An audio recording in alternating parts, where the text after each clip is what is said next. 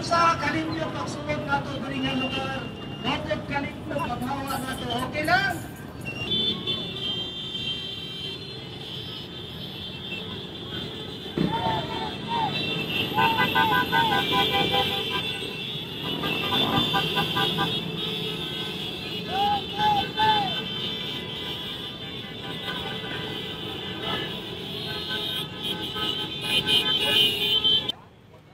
Lamdaga ang gadumanak sa among pamuman, Lord. Lord, palayot kang sa diskasya, pinaon. Numatarong na umagdala sa itong pagkakita, Lord. Kini among palayot itagi sa iyong anak sa Jesus. Amen. Tulong sa illegal na droga. Samantalang ako. Maling-mali po yung ginawa nilang paghuli sa Pangulo. Papakita po namin yung buong suporta namin po para maibalik sa Pilipinas si Pangulong Duterte po. Mabait at saka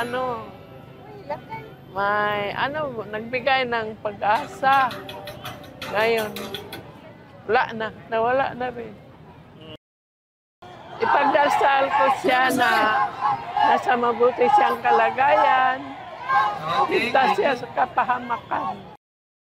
Lalo tayong naligaw dahil sa ganitong na pinagbigyan natin siya ng pagkakataon, paano nakikita natin na yung ama niya na may mga mabuting nagawa para maituwid niya yung mga bagay na dapat na yung legacy ng tatay niya, itayo niya na sa mabuting pamamaraan. Ngunit ito ang nangyari sa atin.